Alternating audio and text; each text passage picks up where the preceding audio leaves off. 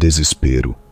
Essa foi a única coisa que me consumiu naquela noite, enquanto eu corria pela floresta, sem saber se o próximo passo seria o meu último.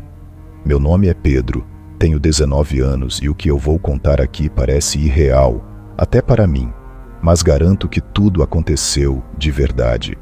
Era para ser um simples passeio nas montanhas, algo para sair da rotina. Eu sempre fui um cara urbano, mas o convite de amigos para acampar por um fim de semana parecia uma boa oportunidade para mudar de ares. Nunca fui do tipo aventureiro, mas achei que seria uma boa chance de testar meus limites. Nós éramos em 4, eu, Eduardo, Mateus e Bruno. Todos com a mesma idade, jovens e despreocupados, prontos para explorar o que a vida tinha a oferecer. Partimos de manhã cedo, com mochilas carregadas e espírito aventureiro. A trilha que escolhemos levava a uma área menos frequentada da montanha, algo que parecia perfeito para uma escapada tranquila. As primeiras horas foram repletas de risos, conversas sobre a vida e planos para o futuro. O sol brilhava, os pássaros cantavam, e tudo parecia em harmonia. No entanto, conforme o dia avançava, algo na atmosfera começou a mudar. O que antes era uma floresta vibrante, cheia de vida, começou a parecer opressiva, quase sufocante. As árvores eram densas, e a luz do sol, que antes nos guiava, começou a desaparecer, filtrada pelas folhas acima de nossas cabeças. Havia um silêncio estranho, um vazio que parecia engolir os sons ao nosso redor. Foi quando começamos a sentir que algo estava errado. Mateus foi o primeiro a comentar. "Vocês estão sentindo isso?"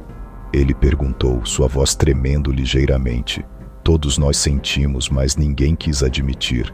Eduardo riu, tentando aliviar a tensão. "É só cansaço, mano. Estamos andando há horas. Vamos achar um lugar para acampar e relaxar." Concordamos em seguir em frente, mesmo com a crescente sensação de que deveríamos dar meia volta. Depois de mais algumas horas de caminhada, encontramos uma pequena clareira cercada por árvores antigas e tortuosas. Era o local perfeito para montar acampamento, e todos nós respiramos aliviados ao ver a clareira. A noite caiu rapidamente e com ela veio um frio inesperado. Acendemos uma fogueira para nos aquecer e preparamos algo para comer.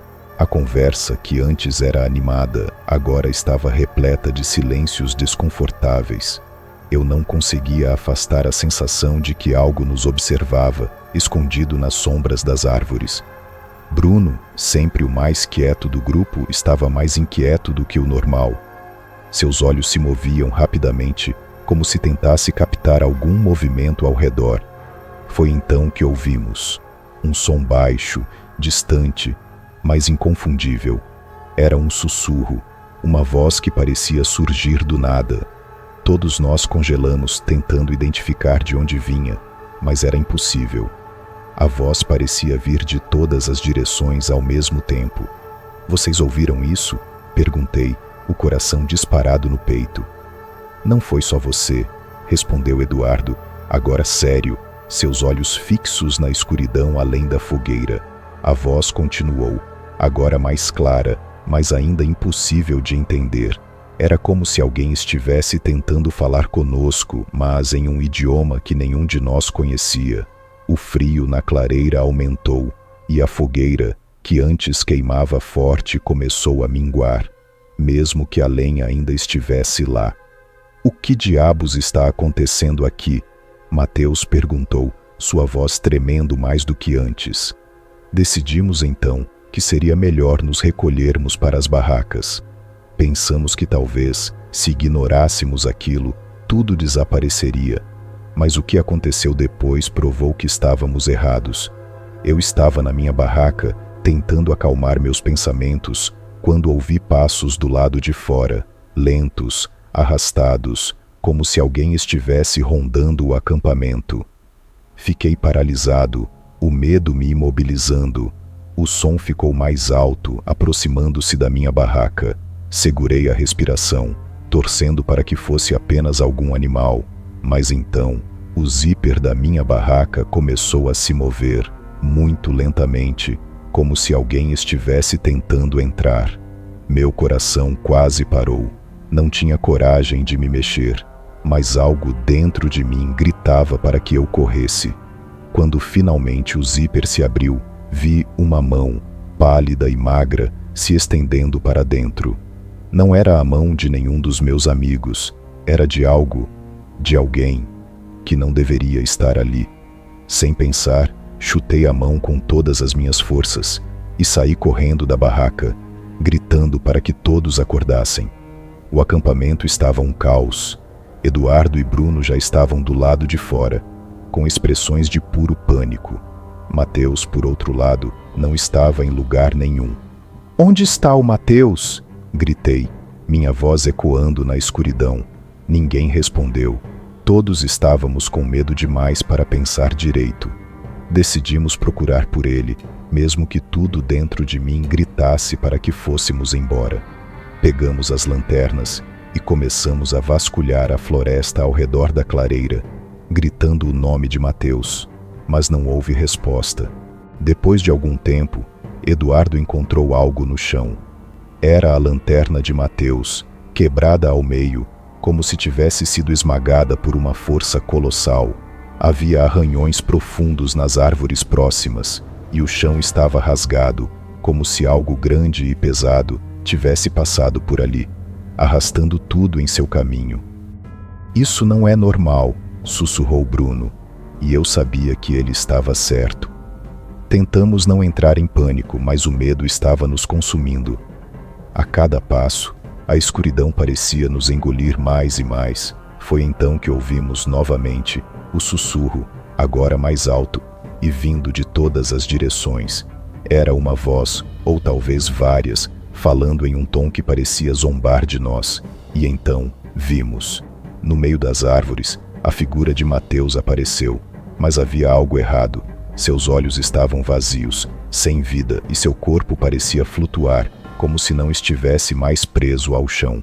Ele nos olhou, ou melhor, olhou através de nós, e em seguida, sua boca se abriu em um sorriso grotesco. Um sorriso que não era dele. "Mateus!" Eduardo chamou, hesitante.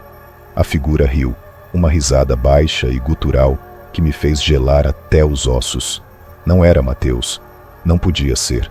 Aquilo que estávamos vendo era uma marionete, algo que estava sendo controlado por uma força que eu não conseguia compreender.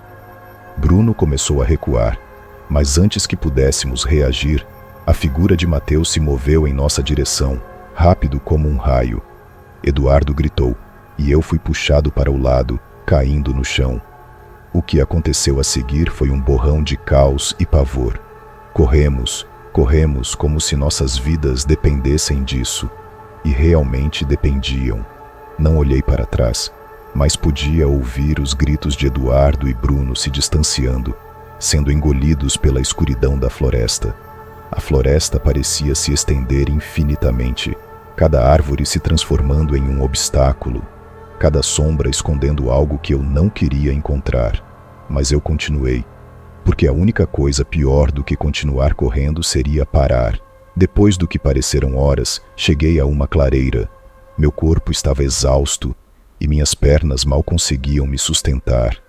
Olhei ao redor, buscando alguma saída, mas só encontrei mais árvores, como se estivessem me cercando. Foi então que senti algo. Não era um som, nem uma visão. Era uma presença, uma força esmagadora que me fez sentir como se estivesse sendo sufocado. O ar ficou denso, pesado, e uma voz, a mesma voz de antes, começou a sussurrar meu nome. "Pedro", dizia, suave como um sussurro de morte. Não havia mais para onde correr. Eu sabia que, de alguma forma, aquilo que estava nos perseguindo desde o começo havia me encontrado. E eu estava sozinho. A última coisa que lembro antes de tudo apagar foi a figura de Mateus, parada na beira da clareira, com aquele sorriso grotesco. Seus olhos estavam vazios, mas eu sabia que ele podia me ver, e eu sabia, com uma certeza terrível, que não seria o único a ser encontrado naquela noite. Quando acordei, estava de volta na cidade, no hospital, com um corte profundo na perna e marcas de arranhões em todo o corpo. Ninguém soube explicar como eu cheguei lá ou o que aconteceu com Eduardo, Bruno e Mateus. Eles nunca foram encontrados, e a única coisa que restou daquela noite foi o medo. Um medo que nunca me deixou desde então. Agora, todas as noites, antes de dormir, ouço aquele sussurro, a voz chamando meu nome, lembrando-me que ainda estou sendo caçado, e sei que um dia ele vai me encontrar novamente.